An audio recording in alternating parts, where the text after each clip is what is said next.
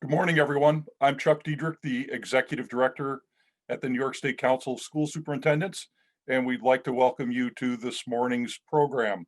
With us today, first, let me say thank you to Thoughtexchange for, number one, allowing us to use their platform for this, and number two, for helping us to arrange this opportunity for administrators in New York State to listen to, communicate with, and discuss some important topics with our four panelists this morning. And I'm pleased to introduce those panelists. First, my colleague from NYSCOSS, Bob Lowry. He is the Deputy Director. He runs advocacy, communications, and research at the Council. And we thank Bob for joining us this morning. Next, we have Anita Murphy. Anita is the district superintendent at Capital Region BOCES. That she is in charge of about 90,000 students in the Albany area of New York and oversees 24 school districts. Anita has been a deputy in some of the largest districts in New York State for about 20 years. She's been a superintendent for about 7 years. Also with us is Jason Andrews. He is the superintendent in the Windsor Central School District, which is located in the southern tier area of New York State. And Jason is a member of the executive committee of NYSCOSS. He's also the treasurer of NYSCOSS. Also with us, completing our group, is Chris Brown. Chris is the superintendent at the Marcus Whitman Central School District. And Chris, believe it or not, he has been a superintendent for 21 years. I should have added Jason has been a superintendent for 16 years. So on behalf of NYSCOSS, I want to thank Thoughtexchange, Bob, Anita, Jason, and Chris for joining us this morning. And I'm going to turn it over to Kyle Works from Thoughtexchange. Kyle. Thank you so much, Chuck, and good morning, everybody. We are grateful for all of you for joining us and also for our panelists. There is a lot of experience in the room, and we're looking forward to the discussion. A quick overview of what's going to happen over the next 57 minutes. So the goal is for you to hear from me as little as possible. We're going to have our four panelists each in turn take about 5 minutes to do a bit of a level set about budgeting in New York right now with all the uncertainty, both budgeting mid-budget cycle as well as looking ahead to the 21-22 school year. And then after that, we're going to use Thoughtexchange platform to gather your thoughts and questions around what panelists have shared. After which we're going to have our panelists respond to the in a prioritized list of some of the most important issues on your mind. So we'll have the first half of this is going to be a little bit presentation-y, and the second half is going to be response to the things that are top of mind for you. So without further ado, I'm actually going to hand it over to the Deputy Director of NYSCOSS, Bob Lowry, as our first panelist. Bob. Good morning. I'll provide an overview of where we're at with the state budget outlook. And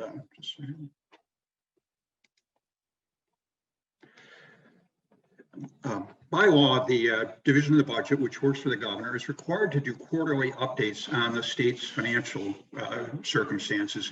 And what this chart shows is how projected tax receipts for the state have changed over time. The gold bars represent what was projected back in February before the pandemic hit.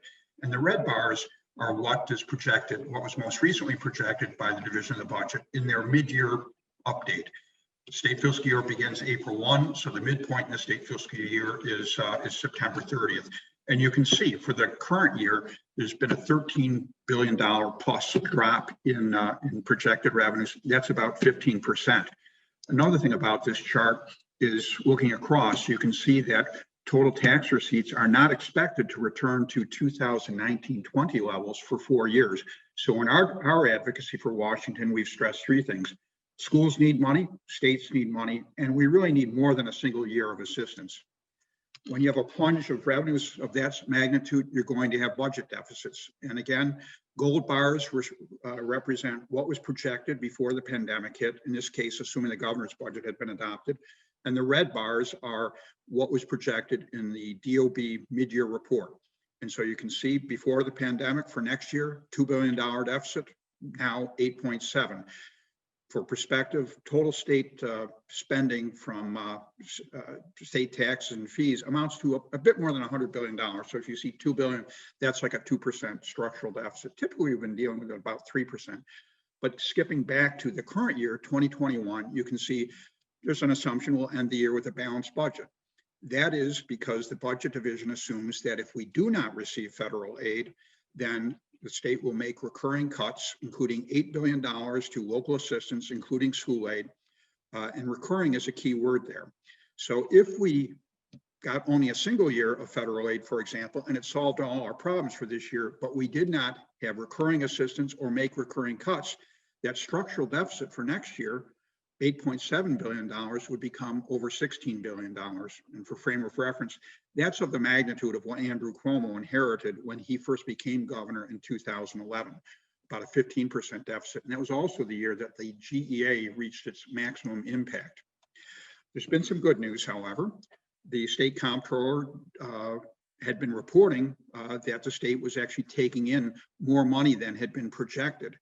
DOB didn't change its revenue forecast. That's just not credible. So 2 weeks ago, the comptroller came out with his own report and projects that for each of the next 3 years, the state could take in more than $3 billion each year beyond what the budget division was forecasting.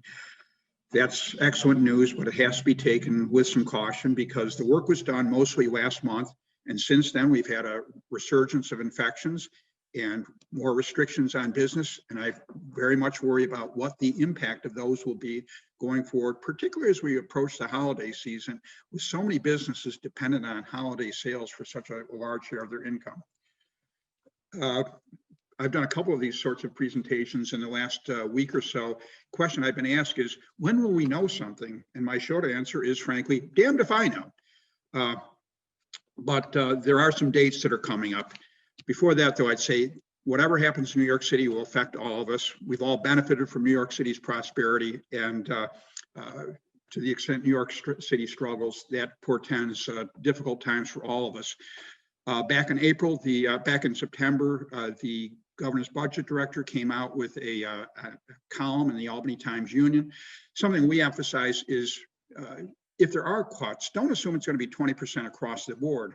And that's what part of what the budget director's column said. Said if we need to make cuts, we'll work with the legislature to take district need into account for any actions going forward. So the way I would interpret that is that the withholdings that have been done so far, they might become permanent, but anything on top of that that's necessary will be done in a manner that takes district needs into account. When will we know something? 3 dates. January 5th, that's the date for the Georgia U.S. Senate runoff elections, which will decide whether Republicans have a majority in the Senate or Democrats. Or there'll be a 50-50 split with the vice president casting a deciding vote. And that affects how leaders in Congress are thinking about whether to move forward on stimulus funding before the election, before the inauguration, which is January 20th. Another date to bear in mind. And colleagues at AASA, our national affiliate, have said they don't expect, they were not expecting action before January. Finally, January 19th, that's the one day when we'll know something, because that is the constitutional deadline for the governor to propose his executive budget for the next year. And if there's a deficit unresolved by that point, he will have to put forward actual recommendations on how to deal with it at that point.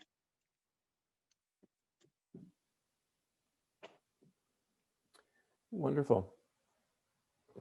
Thank you, Bob. That was great. And for those who have questions, please just scribble them down on Notepad, and what we'll do is we'll come back to correct that at the end for Q&A, and please write them down so you can have them for the end here. Next, I'm going to invite Anita Murphy from the Capital Region BOCES to come and present for her 5 minutes. Thank you, Anita. Thanks, Kyle. So the worst thing in the world is to follow Bob Lowry on anything to do with finance. And I know that my colleagues did this to me on purpose. So I appreciate that very much, Chuck and Jason and Chris. So I think the question is, so what do you do? We know that we're going to have some kind of cuts. And so what do you do? So here's what we've been talking about in the Capital Region. I think two things that are critically important. The first is to maximize revenues. So it doesn't make sense to do those things in your budget that are going to cost you, that are not aidable. And that could be working with BOCES, that could be restructuring debt, that could be maximizing your expense-based aids in some way, shape, or form. We know that the governor's been after expense-based aids. We know that he's looked to cap expense-based aids, but so far the legislature hasn't agreed to any of those things, and we're hoping that that does not stop this year with the tremendous deficit that we're going to find ourselves in. More importantly, though, I think this is the year that everybody should be doing zero-based budgets.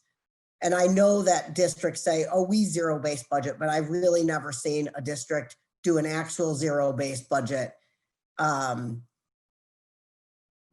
think my whole career. So what am I talking about?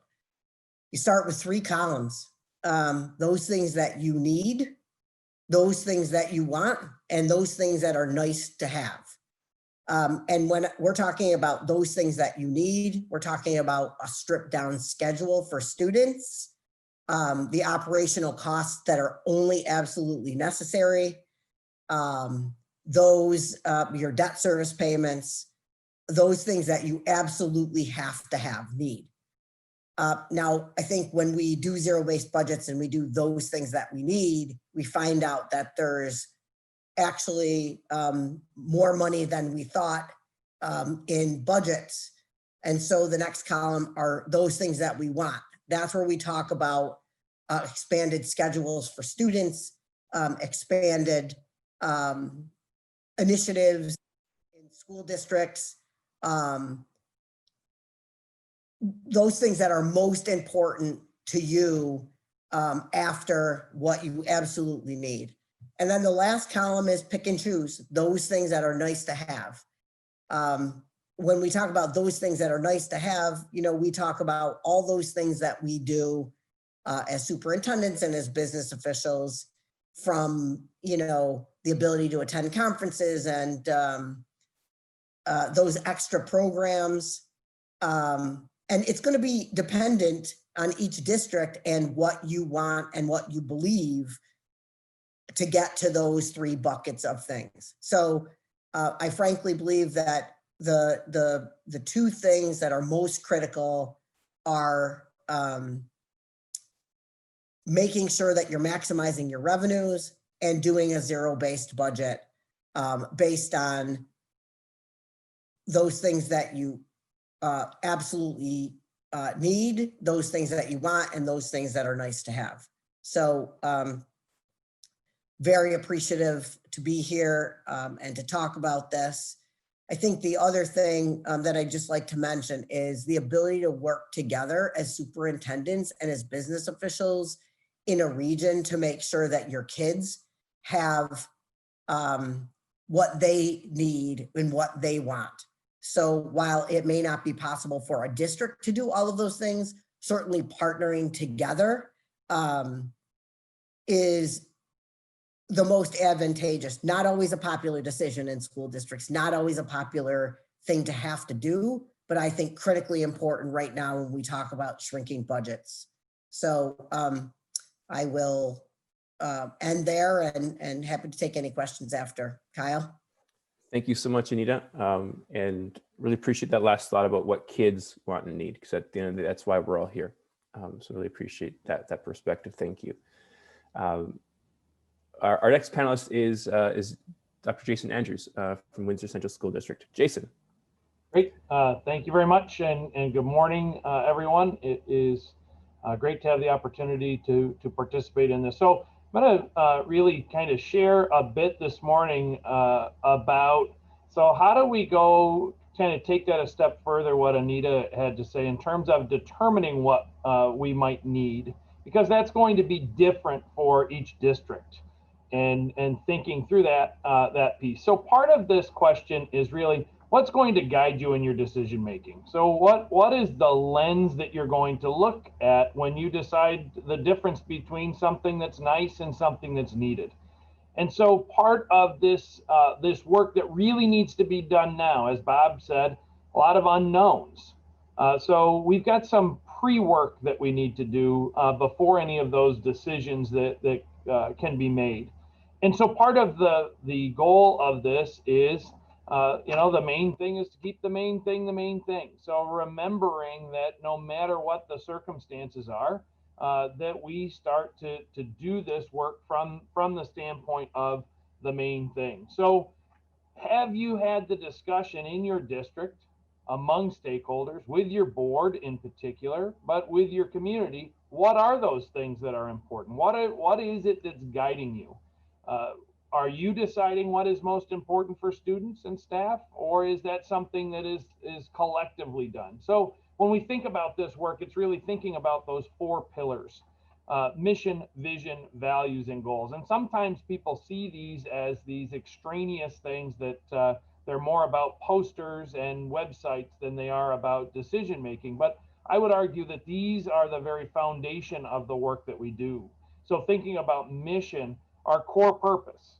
Why do we exist at all? And for us, this is our sacred promise that we're making to our communities. This is what we are here to do.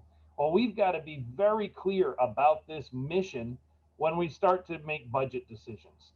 It's going to guide us. Vision, again, often they're used interchangeably, but very different. Vision is aspirational. What do we aspire to be? What do we hope to become? What do we want to be known for? Well, if you have a vision of being known for, that you aspire to be a school that excels in the arts or provides a wide variety of opportunities to students, well, that's something that's going to guide you in your decision making. Your values, thinking about then, what are your core beliefs? And more importantly, those values guide our behavior. So are we who we say we are? The budget is going to manifest itself in terms of those values and beliefs. And finally, our goals. What are we hoping to achieve? So if you are hoping to make significant improvements in literacy, for example, and you decide to cut in areas that are going to impact that, well, you either need to recognize that and change your goals, or you need to make different budgetary decisions. So the 4 pillars, although they may seem like these extraneous things, really can become your decision-making guide, because if you don't have your budget tied to them, so I would argue that your budget is the numerical expression of your mission, vision, values, and goals. It's the numerical expression of your strategic plan. So you have to be aligned. And so if you view this exercise as something outside of that, then I think it is really going to be detrimental. And as Anita started to share, if everything is important, then nothing is. So you really need to start now thinking about what are those things that are most important in this district. The other part is there are some opportunities. Not every cut is bad. Not every cut is bad for learning. So what are those maybe long-held traditions that a reduction in revenue may give you an opportunity to stop doing some things? Maybe some things that have gone on for a long time that aren't great for student learning, that this gives you some license and some opportunity. So start to brainstorm those things. Have that list of where are those opportunities. And, in thinking about this culture work, being clear on mission, vision, values, and goals, well, that work really, you'd be better suited to have started to do that work some time ago. You'd be better suited to have decided what those things that you want to stop doing some time ago. But the next best option is to start now. So I would really strongly urge people, don't wait. Have these conversations with your boards, with your leadership teams, with your communities, using a platform like Thoughtexchange to figure out what are those 4 pillars for us right away. Again, to me, that's the lens. That's how you keep the main thing the main thing. So thank you again for the opportunity to participate. Thank you so much, Jason, and really appreciate that bringing us back to, well, why we're all here and what's the most, keeping that, again, the main thing. We are rolling right along here. This is great. Thank you for all our panelists for being so prompt. I'm going to pass it over now to Chris Brown as our final panelist before we get into the Q&A. Good morning, everybody. I'm going to share my screen as well. And it's great to see so many people here that I've worked with over the years. And so some of this stuff may look a little familiar to you if you've taken a class or we've been a colleague over the years. I put this slide up here on purpose because, as you know, if we're all in this together. I've never met a BOCES district superintendent or superintendent who won't take 20 minutes or an hour or heck, a day to help you to brainstorm or get through something. So please use us. You know, back in the day, we didn't have this wide network, and we really struggled at times. And now you have all kinds of resources. Please use them. I want to talk very quickly. Our previous presenters are brilliant. I knew that coming into this, so I was going to try to wrap things up here by just giving you a couple of slides over 20 years of experience or so. Quality leadership in general, to me, has always come down to being a clear and concise communicator. I always say 8th grade level, that's not an offense to anybody. It's when you watch television, that's how they do it. Making sure that when you communicate frequently, you're transparent, and you're clear and concise. As Anita mentioned, collaborating. You are going to have to work with your neighbors and other people to make sure that students get the opportunities that they need. And then also, with whatever message you are sending, be consistent. That's why sometimes I don't think it's a bad thing to have communication and the message funnel through your office, and make sure that everybody is on board with that message to make sure that you can be consistent with what's getting out there. Now is the time for unification, making sure that you're taking care of your people, everybody's unified. I bold-faced trust. Trust is, it's incredibly hard to achieve, as we all know, and it's very easy to lose. If you've been able to have the opportunity so far to build trust in your community, that is going to help you with your vision and your direction as you head through some challenging times. And then lastly is composure. You are going to be making some very emotional decisions for your community, for your staff, for your students. You have to remain the rock. Does that mean that you can't go home and cry, or can't go home? And doesn't mean that at all. It means that as the leader of the school district, you've just got to make sure that the message that you're relaying and the way that you're relaying it, you have to make sure that the way you do things makes people feel comfortable as possible with what change has to take place. During challenging times, I've had the opportunity to budget through 9/11, through the recession, and then now with what's coming up and everything in between. And as Jason mentioned as well, taking a look at your budget challenges with 3 to 5 year eyes. Sometimes you might look at something and say, I can just cut that, but you also need to protect the core of what you're doing. So your strategic plan should help to dictate that. And you may have to take a look at your strategic plan and align them with your budget goals, but don't cut something that you know you're going to need 3 years from now, because getting it back may be incredibly difficult. I can't stress enough not wasting a crisis. Challenges do provide opportunities. They can be small ones. You know, a very small example I'll give during the last recession was going from everybody having printers in their classrooms to doing a print shop. Saved tons and tons and tons of money, and it wasn't that hard of a change to get through. And it provided an opportunity for us to do a bunch of things, just as a very, very small example. But don't waste a crisis. If there's something that you were waiting to do, now may be the time to do that. I also think you always have to understand your role and your people. In education, we don't have a lot of turnover for several reasons.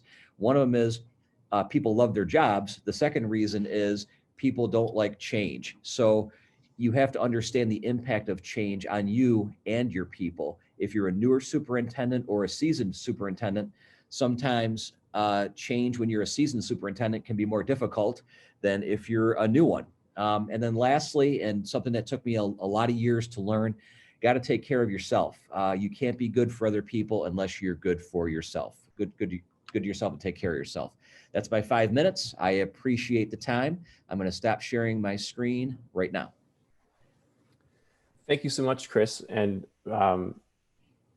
bringing it back to leadership is so valuable because it's everyone's here because they're entrusted with leadership, and it's a great responsibility, but it also means that someone out there believes in you, which is hard to remember.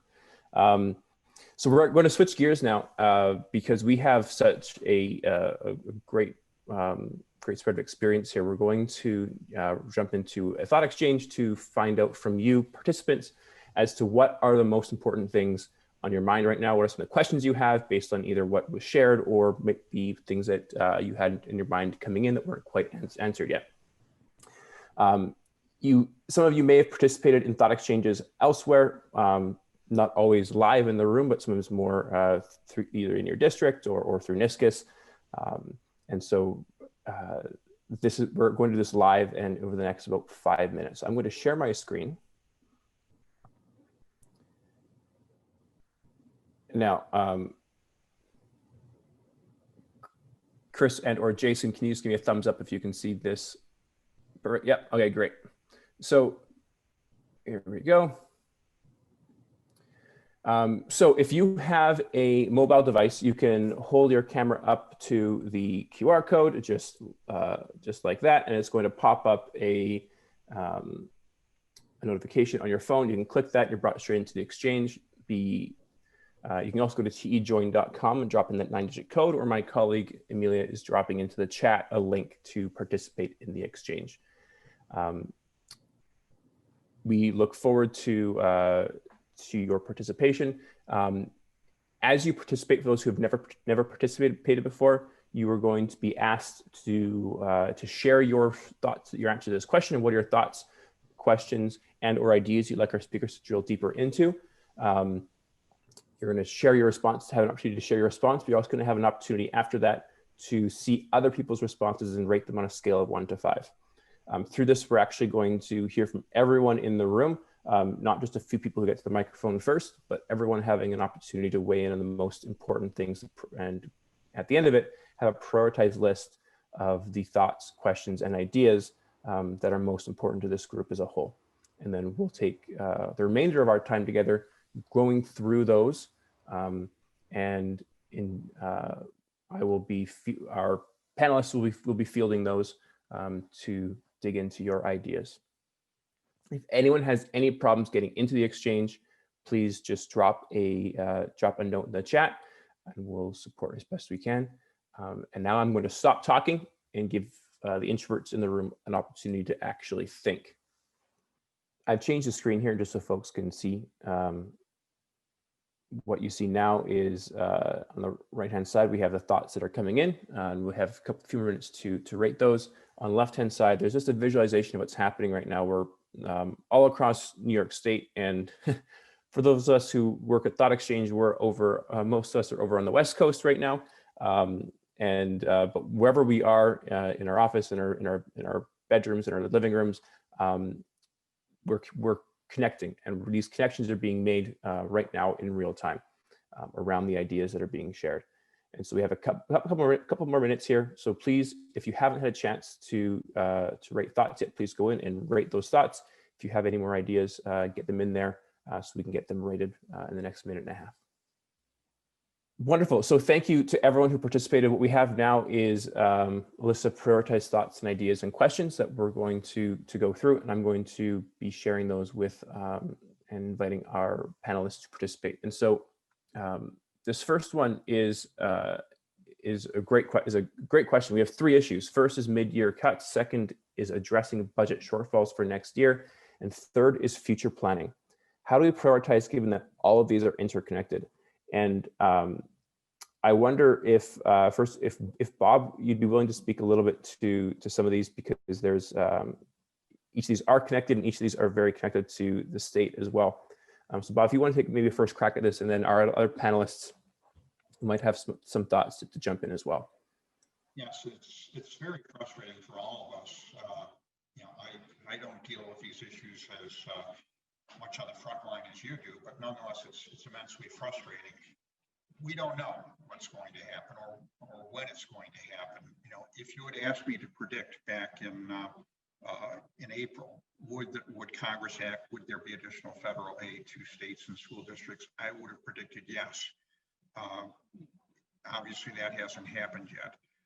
The governor early on spoke of, if we don't get federal aid, we'll have to make cuts. And I think he and his budget director spoke of telling school districts by mid-May, and then they pushed that back and pushed that back. I'd say there's been some change in his rhetoric. Early on, it was all about 20% reductions. More recently, it's been, we'll have to look at a package of things, cuts, revenue increases, and borrowing. And as we get later into the year, I think the need to look at borrowing as a way to get through the immediate circumstances kind of moves more to the forefront. So there's been a change in his rhetoric, but we don't know when the federal situation is going to be fixed. Another thing the governor has said is, to do these cuts, it would be like me cutting off my arm or leg. And why would I cut off my arm or leg before I know whether that's absolutely necessary? So he's tried to defer action. As I said, I would have predicted we'd have resolution on at least some amount of federal aid before this. So take that as a grain of salt, with a grain of salt with what I have to say next, which is I still think there will be some federal assistance. I would think it would not be sufficient to deal with all the problems we face. Key thing that we've all tried to stress is this is not going to be one bad year and then it's over and done with and everything's back to normal. We are in for a series of difficult years, and that's true whatever amount of federal aid we get for the current year. So I can't give you much clarity, but as I said, if nothing else, by January 19th, the governor has to propose a budget for next year. He'd have to explain how he will deal with the state's current year deficit. That's not a lot of help, but that's the best information we have right now on the state situation. Thanks, Bob. Chris, Anita, or Jason, do any of you have any advices as a superintendent thinking about how to balance mid-year cuts, budget shortfalls for next year, and future planning right now? I think one of the things we learned through 9/11, that's the last time I can recall we had to make real mid-year cuts. Now that was a bounce back that was quicker than what this financial situation is going to be. But one of the pieces that we employed that I think worked around the state was freezing spending. I mean, taking a look mid-year at okay, we're going to freeze spending, and the stuff we're going to let go through are going to be health, welfare, safety items. That can help you to save what's left in your budget within reason. And I think the second thing we all have to recognize is, and Bob hit it right on the head, it's a morale issue also. So I don't think it's a smart time mid-year to be telling our employees, hey, you might get cut, when we're asking them to do more with less right now than we ever have ever. So I'm still in a wait and see out in the community. But obviously at the table, I'm looking at options, certainly. And people know that, but we're not broadcasting it constantly because we're trying to keep our morale going and trying to keep people doing, all the things that they've been doing. That'd be my recommendation for mid-year. I agree with Chris, and I think that morale thing is really important.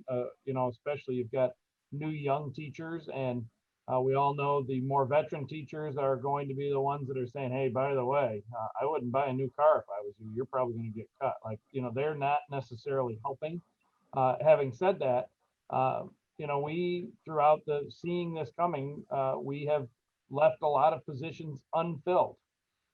Despite the fact in most cases, if you were to ask the building level administrators or the program administrators, they'd say, of course we need them. But going back to Anita's point earlier, so need is a relative term. You know, there are some positions you may truly have to have, but in the meantime, you know, I can tell you from last year to this year, I'm down 16 positions.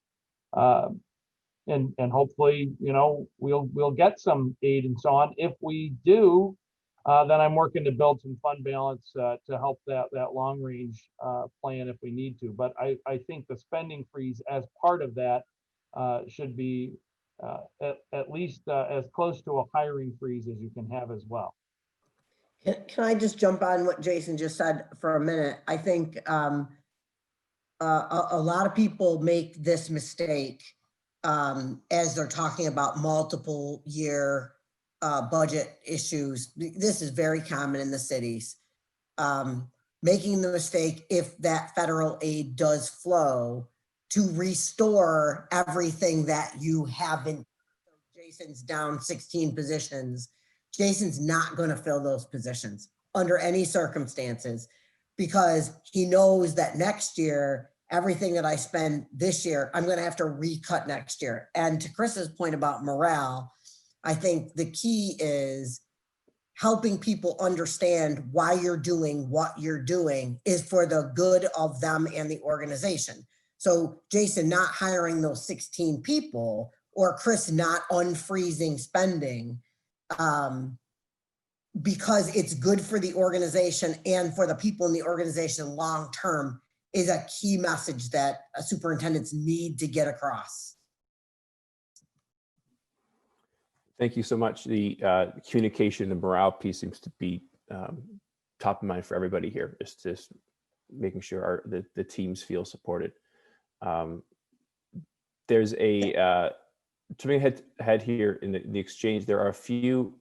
The next half dozen thoughts kind of cover the two different ideas. One is how do we maximize revenue and or generate revenue right now versus what we think about the 20% aid cut, or if that's or cuts and savings. So I want to focus first on this generation of revenue piece, and then we'll make a distinct change over to the cuts and savings in a moment. Chris, I know your background is in more business, and I'm curious if you want to speak maybe to this piece around generating and maximizing revenue right now. Well, I think it's time to squeeze your vendors. Thoughtexchange. No, I'm only kidding. But it is time to look at all of your contracts and really see, are there areas where you can renegotiate and all of that. You might be surprised what you'll be able to glean from that. That would be my number one, my number one piece. My number two piece would be looking at other partnerships. We all know that there are some state education laws that prevent us from turning students into NASCAR drivers with sponsorships all over them. However, that doesn't prevent us from creating partnerships with businesses and corporations and other entities to try to do some things that maybe we've just done on our own in the past as another way to kind of generate revenue. Really, it's funny, we don't sell, you can't put education on sale, so to speak.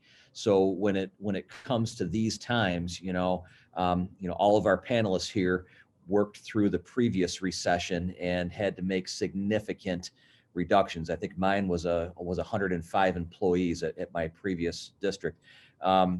That makes it, we're down to salaries and benefits in order to quote generate revenue, if you will. We're actually going to cut expense. We cut expenses more than we generate revenue, unfortunately, as school districts. But those would be two examples I would give where you might be able to squeeze a little bit of revenue out and help to ease the burden a little on some of the reductions that you might have to make. Can I just make a comment about revenue generation? I think understanding where your federal dollars are going, what those federal dollars can do, and using them effectively so that you're using your general fund money in those places that can help you generate revenue in the next year is critical. I think the other thing about generation of revenue that people don't think about is, our business is education. Do you need that director of technology, or can you share that with another district to help not only your expenses, but literal generation of revenue? Or communications professionals, or operations and maintenance, right? So we talk a lot about what we do as educators, but a good part of our business is business. And I think looking at all of those things is critical. If people haven't gone through their federal grants and make sure that they're spending their federal grants in places that they can, so that they can use general funds in places that would generate revenue, is a critical component to this. And to Anita's point too, a good graphic organizer to exactly what she said, which I think a lot of us do, is draw a circle on a piece of paper or a whiteboard, and then draw a small circle in the center of that circle. Everything on the outside of the circle are things that aren't going to have the greatest impact on students, and you drill your way down to the nucleus of what you do. And I think sometimes when you see it on paper, as Anita mentioned, there are pieces you're going to be able to pick up. And I know I'm a visual learner, so for me, sometimes having a graphic organizer and really putting pen to paper and drawing those things out, I think if you combine that with the zero-based budgeting example that Anita gave, which I think is excellent, you will find yourself some other areas that you can take a look at. So thinking about on sort of the cut part, so one thing I would just say about revenues, and Anita had alluded to this earlier, depending upon your BOCES aid ratio, you have to look at the net savings. So if your net savings, if it's something that you're not purchasing through BOCES, and your net savings is 100%, or it's something that you have a 70% aid ratio and your net savings is 30%, you've got to look at your net. So I think that's important from that revenue, managing the BOCES revenue stream as well. And that may be, maybe a good time to purchase some technology if you have some money in order to generate some revenue for next year. So some of those things for sure. In terms of some of the cuts, it's no secret that 2/3 of our budget is personnel, it's salaries and benefits. However, I think there are some things within that can be looked at. For example, workers' compensation. The market is right now. So when was the last time you got that quoted? What does retiree insurance look like for your Medicare population? Do you still have them in an indemnified plan? Are you required contractually to? Or can you move them? I can tell you, when we moved our retirees to a Medicare Advantage plan, it was better coverage for them and saved us about $1.5 million. When was the last time you asked for quotes or bids for your general liability insurance, for your legal fees? If you put out an RFP for those things, there are things that are far away from that center core, the kids, that you may just be rolling forward because that's just what we do. The other thing, I think it's difficult to get concessions. I think to Chris's point, when we went through before, who took concessions and froze their salaries? Well, administrators primarily. I can tell you in our district, there's one person that did not take a raise this year, and you'd be looking at them. No one else was interested. But there are some other things that may be more palatable. So, getting some higher copays on prescription drugs, that may be more palatable, or a high deductible and a health savings account. There are things that can be creative, that will take some time. But some of the, as Chris mentioned, putting the squeeze on vendors is just really asking, when was the last time you looked at our rates?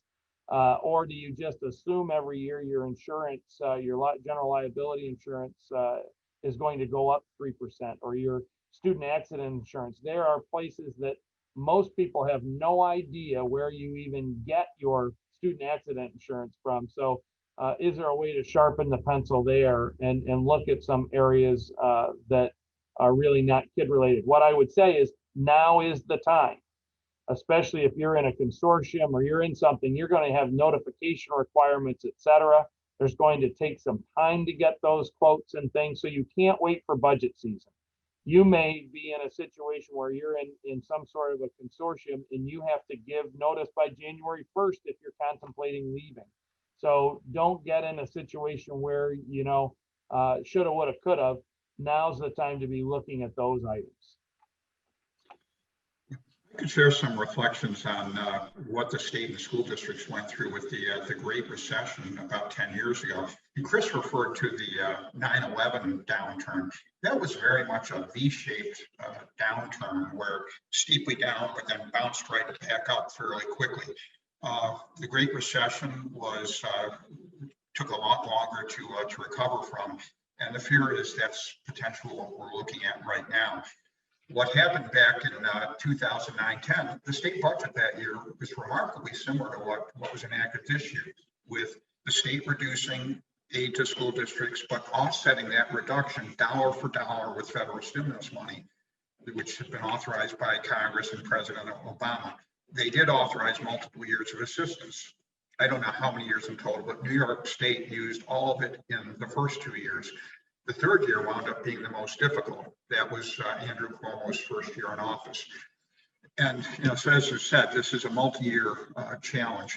One thing that, you know, I observed back 10 years ago or so was there were superintendents who, you know, said there were things that we needed to do for a while, but were just unthinkable. Not items that anyone was willing to even discuss. Suddenly they did become thinkable, and it became possible to move forward on those. There may be some for those types of items for you now, but I do know from the surveys we do that there are many districts that never really recovered from what they experienced with the Great Recession. But that is something to bear in mind. Another thing to think about is, again, this is likely to be a multi-year challenge. And does it make sense to pursue some things next year rather than trying to charge ahead right now? Is the community ready? What's the impact on morale? Knowing that, you know, it's not going to be, you know, everything's not going to be hunky-dory a year from now, or perhaps even 2 years from now. So there may be some things that, you know, clearly make sense as a step to adopt given our circumstances, but may be best to defer proceeding on right now. And one comment just I would make, and it's sort of the revenue generator piece, and the right now, you know, if we have the ability with the USDA to serve meals 7 days a week, that is a tremendous revenue generator. And if you are currently, as most districts in New York State are, subsidizing your cafeteria fund every year out of the general fund because they're in the red, it is a great opportunity to build some fund balance if you can provide 7 days of meals. I can tell you, sometimes, you know, and over the holidays, so Thanksgiving's coming up, we can either have you know, missed days of serving, or we can go to that core mission. We're about serving kids. We can build that support in the community and make some revenues. Bottom line is, take some creativity. It's some work, but, you know, I'm hoping to build some significant fund balance in that cafeteria fund that can take them in perpetuity. And, you know, then there are some other opportunities that you can have to shift some resources, again, while staying true to that mission, vision, values, and goals. Well, we're gonna take care of kids here. You can't do that, I don't believe, with a straight face and say, but we're not willing to send home food on the weekends, even though it's a great financial move, because it upsets people that they have to hand them out at the door. You know, so sometimes, again, we got to put our money where our mouth is. And I would also say too, everybody's given some great examples. The one thing as a young superintendent got myself in trouble with, but then learned, was don't leave your DSs hanging or your colleagues hanging. If you're going to be thinking about bringing a service back to your district, especially like in special education, thinking you're going to save some money, you may save some money, but if you're going to leave the other component districts hanging for your share of that cost because they still have to run that program at BOCES, you're not going to be getting any Christmas cards, let's just say. So I learned that the hard way as a young superintendent. So if you're thinking about those types of things, keep your colleagues and your DS in the loop so that they can do their budget planning as well. Well, thank you all so much. We're getting near the end of our time here, and so I thought maybe we'll do some final thoughts from each of you, about 30 seconds or so, and then we'll hand it back to Chuck Diedrich from NYSCOSS to close us out. But we'll start with Bob, and we're going to take something from the exchange actually, and so your final words are more of a direct question. Bob, could you share a little bit about the 20% aid cut and whether and how districts should be preparing for that, or for if that or your thoughts are on that? And for the other three of you, there are a number of questions in here around negotiations with teachers, who should be in your budget development meetings, how to bring your community and your employees along in this journey, how to engage your community through the budgeting process. Just maybe thinking about the bigger picture, or sort of how to make the budget not just about the superintendent, but about everyone in your community, how you bring people along and communicate that. So start with Bob, and then I'll invite the rest of you to share your thoughts more around the community part, the community piece of it. Yeah, on the 20% aid reduction, we've tried to say from the very beginning in discussions with groups of superintendents around the state and our listserv messages, it's not likely to be 20% from all districts. I've been involved with school aid since 1988, been through school aid reductions. Only once has there been an equal percentage reduction. It was a comparatively small thing, about 1% from each district 10 years ago. Typically, they've tried to take into account things like district ability to raise money locally, student needs, the need resource categories, which I think is a horrible thing to use in a formula. Some years they've used a measure that tried to favor districts which were deemed administratively efficient. So it's not likely to be 20% from all districts. Someone asked me what to predict, and for their district, I said, well, if you're an average district, then maybe you would get an average reduction, 20%. But I'd also say, I talked with E.J. McMahon from the Conservative Empire Center. He thinks that 20% is excessive.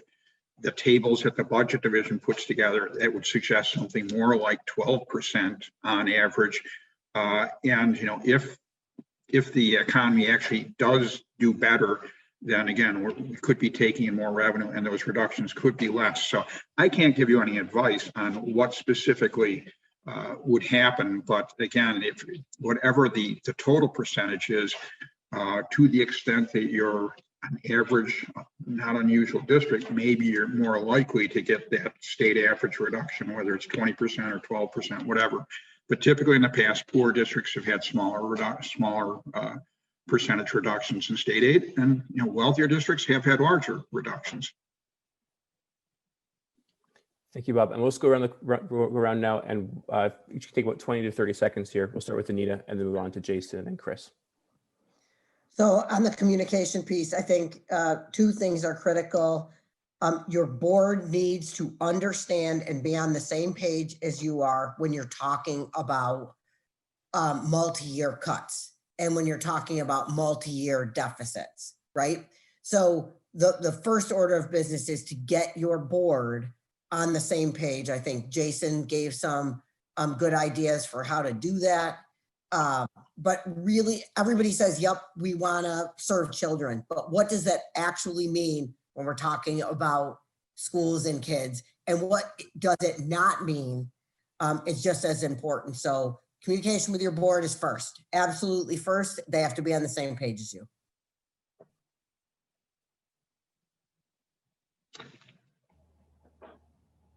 So I would just say, again, don't wait.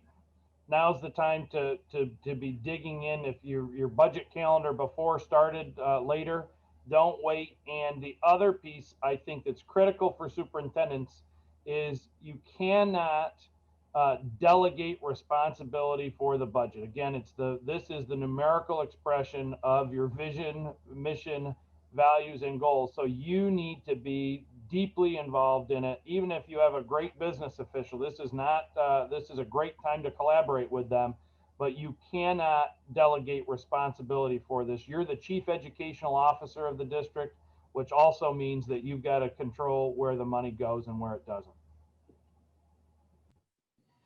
And I would just end by reiterating, communication. Use your network. When you don't know the answer to something, reach out to somebody who might know the answer. So that'll help steer and keep your board informed and your community informed. Continue to build on and rely on that trust that you've got with everybody.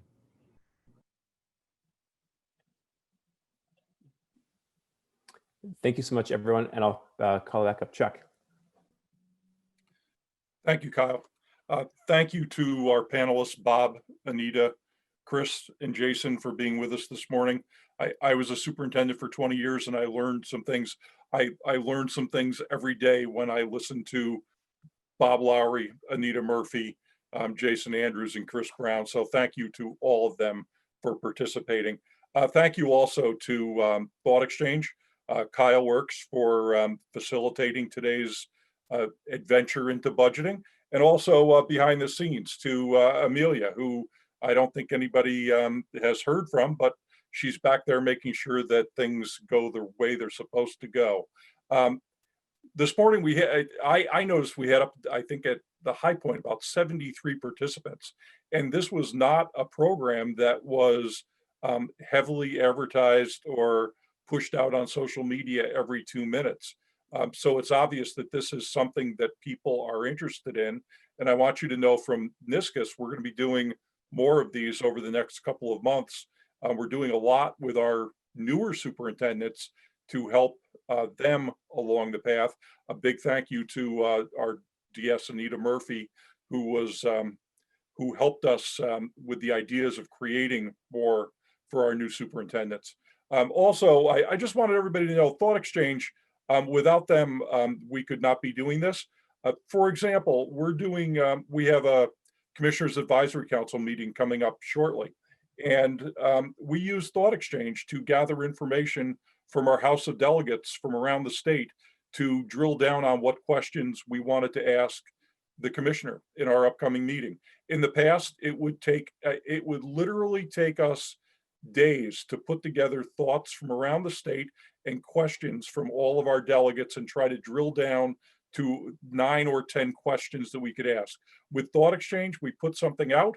We had people rate the questions, and we were able to develop something seriously in minutes. So thank you to Thoughtexchange for allowing NYSCOSS to use your platform and for hosting this event today. So on behalf of all of us at the council and all of the panelists today and Thoughtexchange, thank you all for being with us, and take care. Have a great and most importantly, a safe Thanksgiving. Take care.